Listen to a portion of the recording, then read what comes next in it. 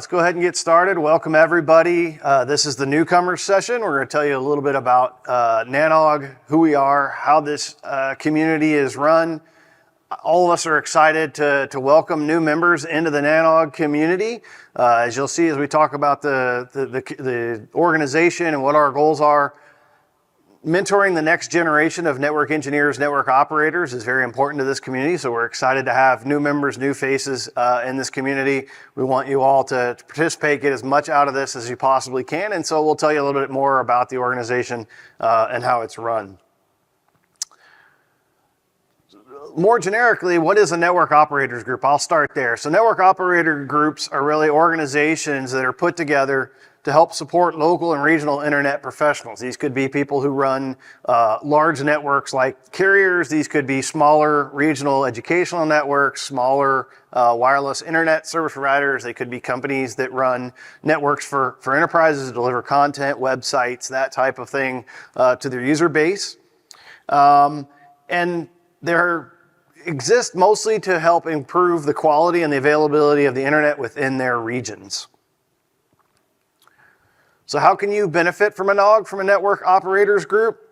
Participate in that operators group, share your current best practices, your experience with other internet professionals that are attending these type of meetings. It could be experience you already have, or it could be a question that you have that maybe somebody else is wondering about. You ask that question, it could really get a great conversation going around best practices, what others have learned when they've tried to do something that you're currently struggling with. Maybe they can give you some good advice. It helps you obtain knowledge and get training on some of the latest technologies, some of the latest trends. As we all know, in technology, specifically in networking, things change quickly. Best practices change, so being involved in the community can help you learn about those new technologies that are coming out, new hot trends in networking. Like I said, you can share the current challenges that you're facing. Maybe somebody in the community has solved that, has figured out a way to get past that challenge. So that's a great benefit that you can get out of participating in a network operators group. And then just forming business alliances, business partnerships. A lot of times you'll come to one of these and meet someone that works with another organization that you partner with, and being able to see them in person, talk to them in person, really helps form that business alliance. So what's special about network operator group versus other types of industry conferences that you could go to? The three things that I think of when I think of network operator groups is that they're neutral. We're not sponsored by any particular vendor, so while the vendors are here, they are participating, they are sponsors of these events. We do try to keep this a very vendor neutral environment so that it's not just one vendor pushing their specific agenda, but it's really about the community itself. They're very educational in nature, so trying to help all of the people, all the members who are participating learn something new, whether that's technical presentations, whether that's tutorials. We'll talk a little bit more about the program specifically for NANOG and how it's structured. And then they're community driven. So it's all about the individual contributors showing up, participating, being a part of the community, less about individual corporations, like I said, vendors that are sponsoring. It's really more about the community itself. All right, so moving on to NANOG, specifically the North American Network Operators Group that you're here participating in this week. It was actually the first of the operator groups and still remains to be the largest one. That being said, there are smaller regional network operator groups that are scattered around the U.S. at least for sure, and there are some that are international as well. So we encourage you to participate in those as well. But we are very proud of what we have here in the North American Network Operators Group. Its roots date back to 1987 when it was started by Merit, which is the regional education network in Michigan, and it had its first original charter as part of Merit in 1994, when the committee voted to have independence from Merit in 2011. It became its own standalone organization. So NANOG now, as you see it today, as you participated in this week, is actually its own standalone organization, separate from Merit these days.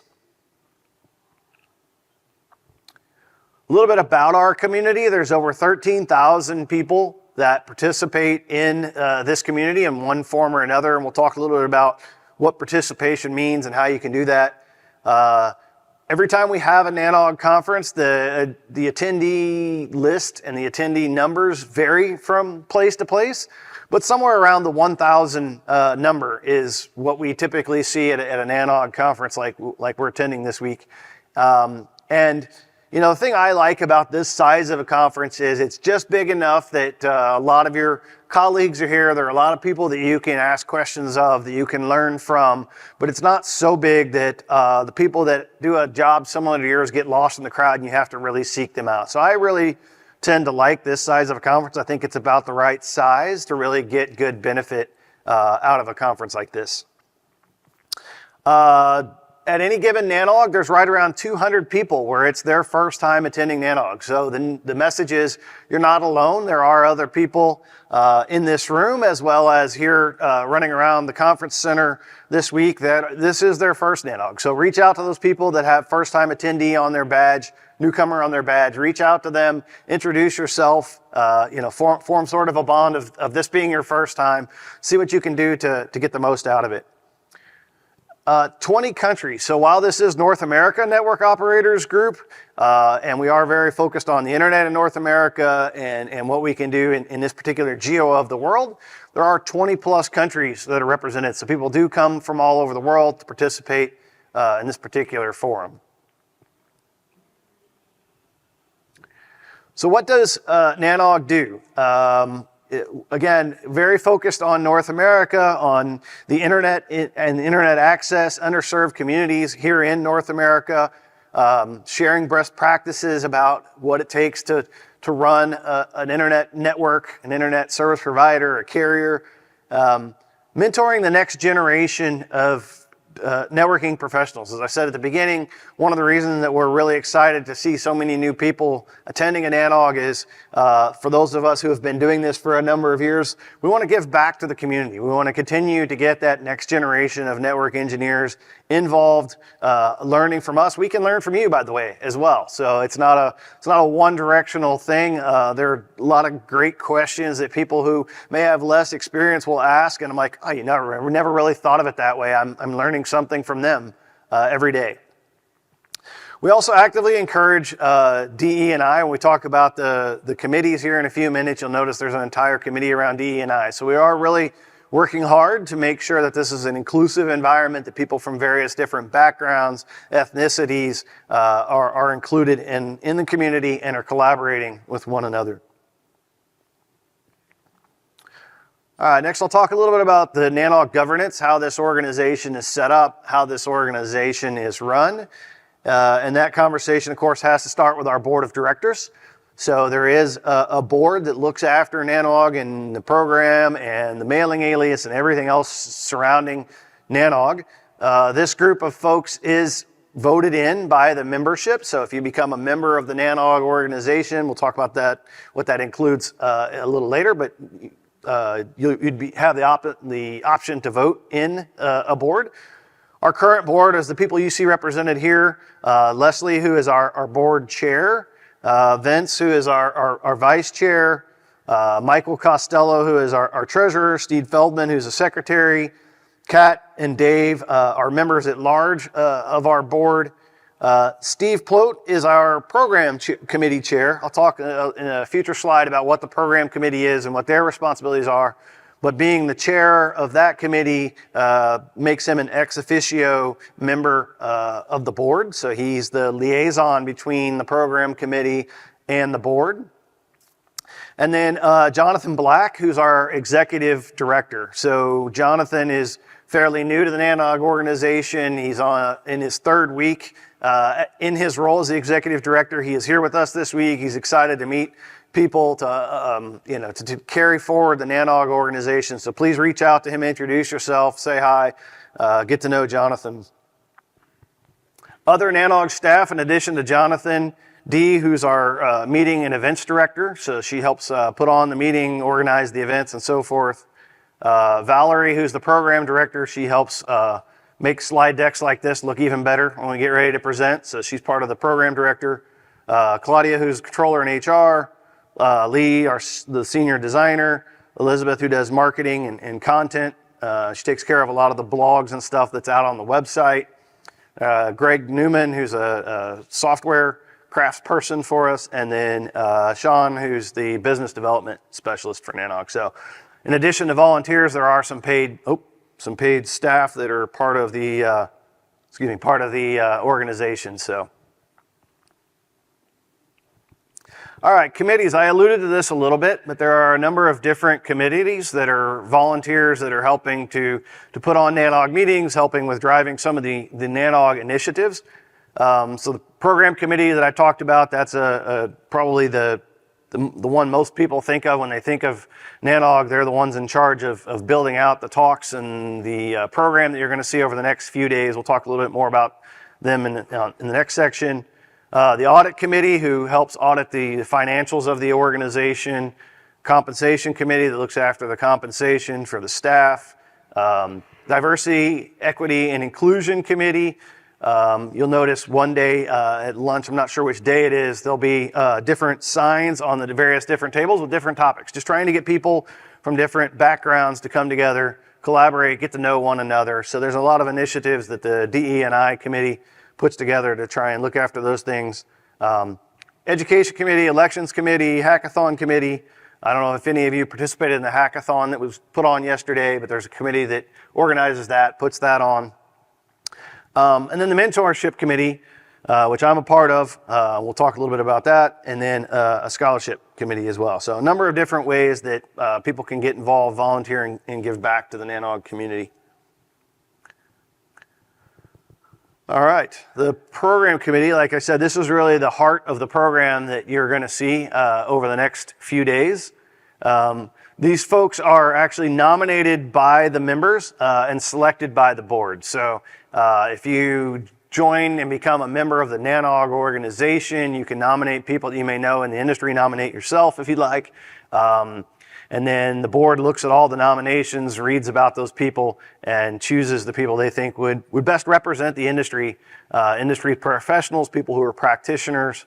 And then, as I mentioned earlier, whoever is elected as the chair for that particular program committee then becomes an ex officio member of the NANOG board of directors, acts as a liaison between the program committee and the board.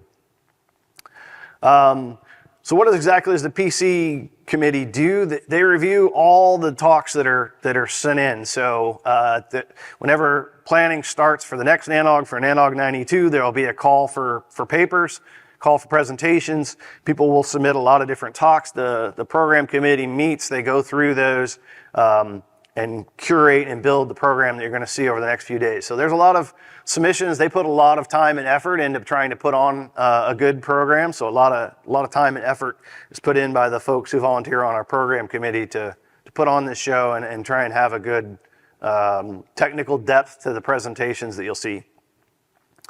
If you look at the agenda, you'll see there's a lot of different types of sessions that we're going to see over the next few days.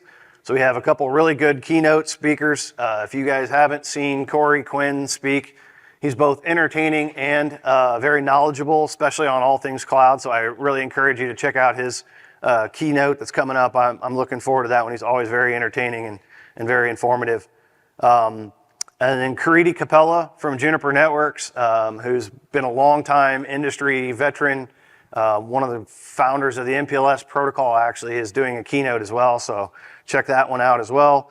There'll be a lot of lightning talks, a lot of tracks, a lot of tutorials. So check out the program, see what is of interest to you. Check all that stuff out. Like I said, there's a lot of technical depth to a lot of those sessions. So I think you'll find them very valuable for your role.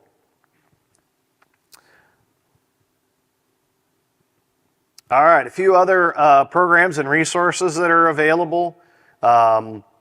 There are some educational tutorials that are going on throughout the week. These are we try to keep them vendor neutral. Like I said, we're trying to teach the technologies more so.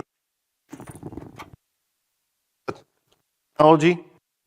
Sorry, lost my mic there. All these courses are vetted by the Committee of Industry Professionals. So again, trying to make sure that the content's relevant to current industry standards, that it has technical depth. It's not just a higher level marketing presentations. So there is technical depth to all of the sessions that and courses that you see in these educational programs.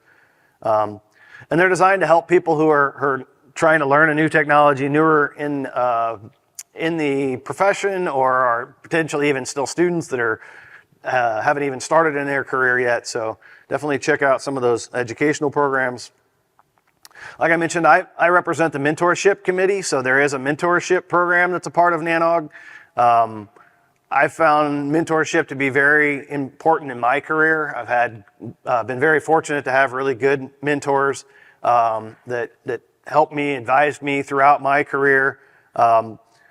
So as a committee, what we do is we pair up people who are typically a little more tenured in their career, people who are newer in their career, mentee and mentor pairs to meet periodically and share lessons learned with one another. So if that's something that you're interested in participating in, either as a mentee or a mentor, I find actually both sides, no matter which side you're on, learn from each other. When I've mentored other people, I've learned things from them. I've obviously learned things from my mentors. So I find that a very valuable experience on both sides of that equation. We will have a help desk set up throughout the week for the mentorship committee. So if that's something you're interested in participating, come by and see us. It's also out on the website. If you want to go out to NANOG's website, there's a URL where you can sign up, express your interest in being part of that program. All right, how can you get involved on a broader scale beyond just participating here this week and attending? Like I said, you can join to be a member of NANOG. That gives you the ability to vote. Like I said, our board of directors is voted in by the membership. So if that's something you want to participate in, we encourage that. Sign up to be a member. It gives you the ability to vote. You can be a mentor, as I mentioned in the last program. Participate in the mentorship committee, either as a mentor or a mentee. If you've got something that you're working on that you think could be really interesting for the broader community, submit a talk. Share what it is you're learning. If it's a short presentation, we have lightning talks. Those are a great way to do like maybe just a 5-minute presentation on something you're working on. Maybe collect feedback from the community on something that you're working on. Doesn't necessarily have to be that you're the expert on the topic. Maybe it's just something that you've got a little bit of knowledge, but you're looking to learn more about it. Sometimes those can be some of the best talks that just get a conversation going. Volunteer, serve on one of these committees that we just talked about. If there's something that caught your eye that you have a particular passion for, sign up as a member, volunteer on one of these committees. There's always plenty to be done to put on a NANOG. So there's always areas where people can volunteer their time and give back to the community. If you work for an organization that does event sponsorship as part of your marketing budget for the year or whatever, like I said, NANOG is mostly run. It's not 100% run by sponsorship, but definitely a large part of the budget of NANOG does come from vendor sponsorship. So obviously we encourage folks, if that's something that you're interested in, to get in touch. All right, another resource that NANOG has available is what's called the Ombuds. Hopefully none of you will need this, but if you have some sort of incident or something takes place and you need someone to talk to, it's a neutral third party. This email address will allow you to get in touch with those folks. They can help mediate any type of issues you may have. So feel free to reach out to them if you have some sort of incident while you're here at NANOG. I won't go through each one of these, all the slides. This is probably important to mention at this point. All the slides, all the presentations that you're going to see this week at NANOG, once they're curated and edited and so forth, will be posted up on the website. So they're a great resource after you leave. If you missed something, weren't able to attend a session, or you missed a point that you really want to be able to go back and reference, pull down the slide materials, watch those presentations afterwards in video format. They're a great resource for learning and referring back to what you see this week. These slides will be up there as well, so you can feel free to pull these materials out. There is a mailing alias. If you want to join that, you can email with those 13,000 industry professionals I mentioned earlier. So feel free to join the mailing alias and you can participate in NANOG that way. All the talks and tutorials will be up there. There's a number of articles that get posted on NANOG's website about trends and things that are going on in the industry. So those are probably worth checking out. The mentorship application form is here. Like I said, if that's a program that you're interested in, feel free to go out and express your interest in that. Let's see, what else do we have here? Like I said, here's the two people that represent our Ombudsbud. It's an organization called Future of SEL. So they're a neutral third party that if you're having any type of disagreement, incident, something that needs to be mediated, feel free to email that alias on the previous slide. These are the folks that will get involved and help with that.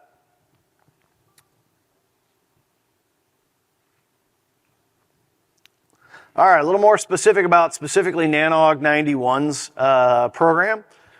We do have a general session that'll be held in the general hall. Those are going to be your bigger, broader audience talks. We have 30 of those that are coming up over the next, I guess it'd be 3 days through Wednesday afternoon. And then we'll have breakout rooms. A lot of the breakout rooms will focus on a specific area of networking. So I know there's a security breakout. We're going to talk about some topics that are relevant to trends we're seeing in network security. A lot of times those are things like DDoS best practices or how to secure your DNS infrastructure. A number of different really interesting talks that go on in the breakout. So feel free to check those out. If you go out to the agenda, you can actually favorite or click on the heart to see the talks that you want so that you can then add them to your calendar to make sure you don't miss them. And if you're looking to try and figure out where things are, there's actually a floor plan on the NANOG agenda that it kind of shows you how the floor plan here at the Lowe's is laid out so you can figure out where the talks are. You can feel free to ask anybody as they're wandering around. People in this community are always trying to help each other. So if you don't know where you're going, don't know where the next session is, feel free to reach out to somebody. I'm sure somebody will help you, point you in the right direction. All right, socials. I've said for a long time that as much as I learned from the sessions at NANOG, I think what we call the hallway track or the socials, talking to people in the hallway, talking to people at one of the socials, at the breakfast, at the lunch, is really where I get as much, if not more, value out of NANOG than the talks themselves. So I encourage you to attend the socials, the lunches, the breakfast, talk to the people that are sitting at the table around you, introduce yourself, find out what they're working on. They can share what their challenges are, what they're working on. That's a great way to learn from other people. The socials do require your NANOG badge, so make sure that you bring that with you. The Tuesday social this time, which is different than previous NANOGs, does require a special registration. So there is an RSVP link on NANOG's website that you need to go and sign up for that if you want to attend the Tuesday sponsored social. Tomorrow afternoon, Tuesday afternoon, evening I guess, will be Beer and Gear. This is one of my favorite socials that we have every time at NANOG. We'll be in a conference room. Actually, this is what the picture on the screen is from. So you can kind of see how it's laid out. There's vendors around the edge of the conference room. They're talking about their particular products and what latest technologies that they've got released. We'll have some appetizers, some drinks, so you can wander around and visit with other people in the industry, visit with the vendors, find out what they're working on. It's a great way to collaborate with some of your colleagues.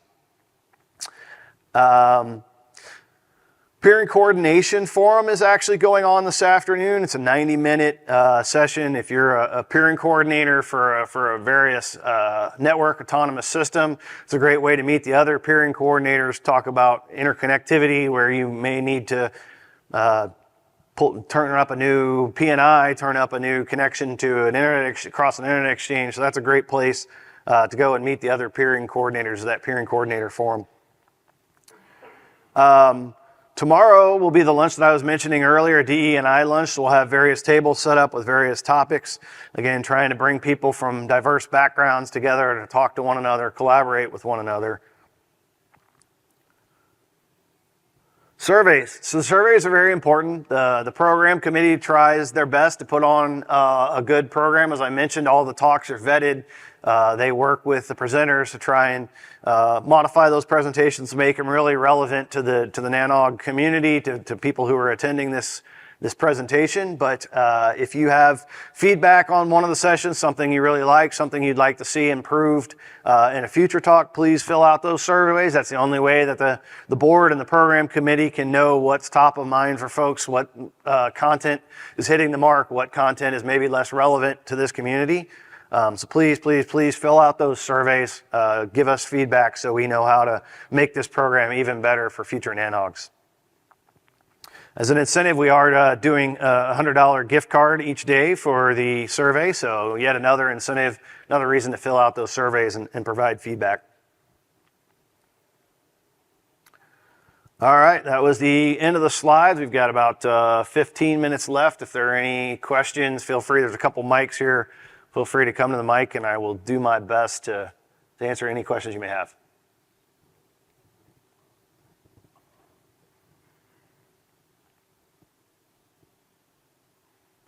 No questions. All right. What's that? Could anyone who serves on a NANOG committee raise their hand so that folks know who they're looking for? All right, we got a few scattered around here. So those are the people you're looking for. If you have questions about the program or how the various different committees are run, like I said, we'll have some tables set out throughout the week for the various committees too. If you've got questions for them, you can find their table. All right, if there are no other questions, I will end here, and I think the general session kicks off at 10 a.m. in the room next door. So.